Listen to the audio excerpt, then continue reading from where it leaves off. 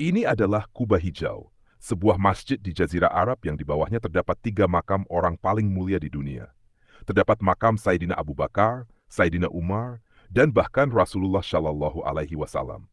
Namun ada satu hal yang aneh dan janggal mengenai kubah ini, yaitu sebuah jendolan atau seperti gundukan yang terdapat pada sisi kubah hijau ini. Banyak isu dan cerita-cerita yang beredar mengenai gundukan ini.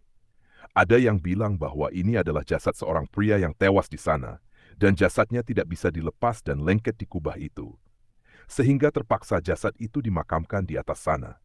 Maka, siapakah jasad pria ini dan bagaimanakah kisahnya? Assalamualaikum warahmatullahi wabarakatuh, Sobat Beriman yang dimuliakan Allah. Mohon bantu support channel ini agar terus berkembang dengan cara like, komen, dan subscribe. Semoga kita semua selalu diberikan kesehatan dan rezeki yang melimpah.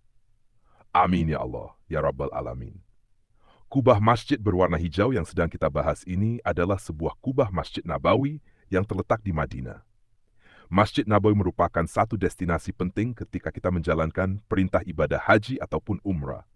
Banyak orang-orang dari seluruh penjuru dunia datang dan berkunjung ke sini. Sebagian lainnya memang mengkhususkan untuk melihat atau berziarah ke makam Rasulullah Shallallahu Alaihi Wasallam dan para sahabatnya.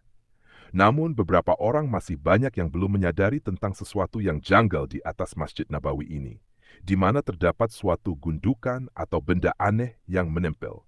Dikisahkan berdasarkan penuturan Idi yang katanya seorang ahli sejarah Madinah yang menceritakan jadi dahulu pernah ada seorang pria yang hendak menghancurkan Masjid Nabawi. Entah apa alasannya, pria ini memulai menghancurkannya dengan menaiki kubah dengan cara memanjatnya. Maka setelah si pria berada hampir di puncak kubah itu, tiba-tiba ada petir yang menyambar dan tepat mengenai tubuh pria itu. Tubuh pria itu seketika hangus dan gosong. Nah, karena gosong inilah, tubuhnya dikatakan lengket dengan kubah Masjid Nabawi, sehingga sulit dan bahkan tidak bisa dilepaskan dari atas sana. Maka dengan kondisi terpaksa, akhirnya jasad pria malang itu ditutupi oleh suatu benda dan dimakamkan di sana. Kemudian dicat dengan warna yang serupa dengan warna kubah tersebut.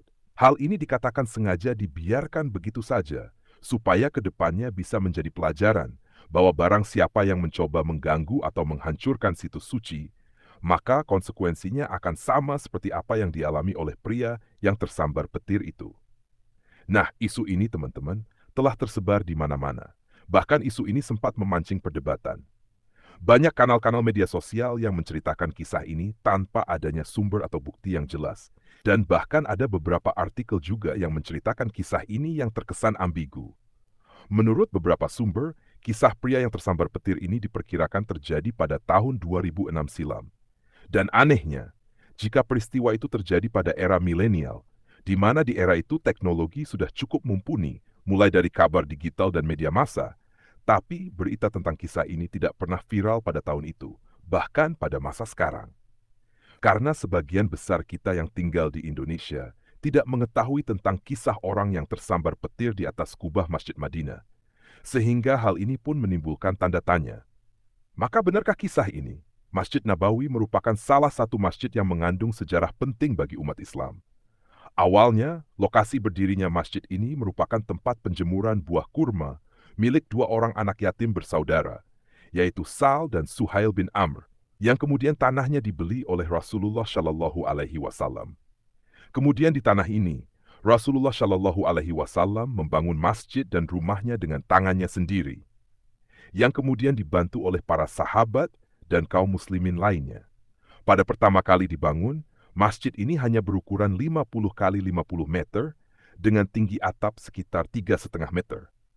Keempat sisi tembok masjid ini terbuat dari batu bata dan tanah, sementara atapnya terbuat dari pelepah daun kurma, dan sebagian atap lainnya dibiarkan terbuka dengan tiang penopang yang terbuat dari batang pohon kurma. Kemudian dalam perkembangannya, Masjid Nabawi telah beberapa kali dilakukan renovasi dan perluasan bangunan. Tercatat, renovasi dan perluasan telah dilakukan beberapa kali. Sebelumnya, Masjid Nabawi memiliki atap yang berbentuk datar. Namun ketika masa Kesultanan Umayyah Al-Walid I, Masjid Nabawi dilakukan pemugaran dan pembuatan kubah. Pada awalnya kubah ini bukan berwarna hijau. Lalu pada tahun 7 Masehi barulah kubah ini dicat dengan warna hijau dengan tujuan agar mudah dikenali. kemudian mendapat sebutan baru yaitu kubah hijau. Kubah ini juga bertujuan untuk menjadi penanda jika orang dari jauh melihat kubah hijau ini. Itu tandanya makam Rasulullah Shallallahu Alaihi Wasallam tepat berada di bawahnya. Karena posisi makam Rasulullah Shallallahu Alaihi Wasallam, Sayyidina Abu Bakar dan Sayyidina Umar tepat berada di bawah kubah hijau ini. Maka yang jadi pertanyaannya adalah, pria yang dimakamkan di atas kubah ini secara langsung memiliki posisi yang lebih tinggi jika dibandingkan makam Rasulullah Shallallahu Alaihi Wasallam yang ada tepat berada di bawahnya. Sementara si pria dikatakan adalah orang yang fasik, orang yang mencoba menghancurkan masjid Nabi. Bagaimana bisa Allah Subhanahu wa Ta'ala muliakan makam pria ini yang posisinya lebih tinggi daripada makam Nabi? Tentu itu merupakan sesuatu yang janggal. Secara Rasulullah Shallallahu Alaihi Wasallam merupakan manusia terbaik yang pernah diciptakan oleh Allah Subhanahu wa Ta'ala. Sementara si pria adalah orang yang fasik dan munafik. Bahkan di cerita disebutkan bahwa sebelum si pria itu berusaha menghancurkan kubah masjid, dia sebelumnya menghancurkan beberapa makam di kuburan Baqi.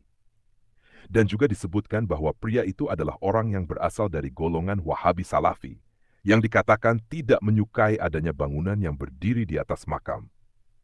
Misteri akan kisah ini pun sempat menjadi perdebatan banyak orang, dan sebagian besar banyak yang tidak percaya dengan cerita ini.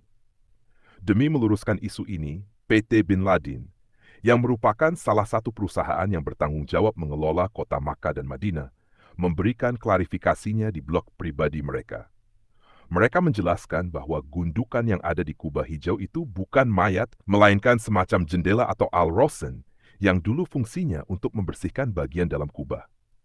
Namun saat ini, jendela itu sudah ditutup dan tidak pernah dibuka atau dipakai lagi. Selain itu, pengelola Masjid Nabawi pun buka suara mengenai isu ini. Direktur Humas Masjid Nabawi, Abdul Wahid Al-Hab, mengatakan isu yang berkembang mengenai gundukan di atas kubah itu tidak benar. Itu adalah cerita bohong. Jika ingin mengetahui secara detail soal Masjid Nabawi, silakan mengunjungi museum yang ada di salah satu sudut Masjid Nabawi. Sejarah hingga informasi apapun tentang masjid ini ada semua di sana. Jadi telah jelas bahwa gundukan di atas kubah masjid bukanlah mayat. Itu hanya jendela. Maka siapakah yang menyebarkan isu ini dan apa tujuannya? Beberapa blog yang berisi artikel tentang kisah ini bersumber dari blog-blog orang Syiah.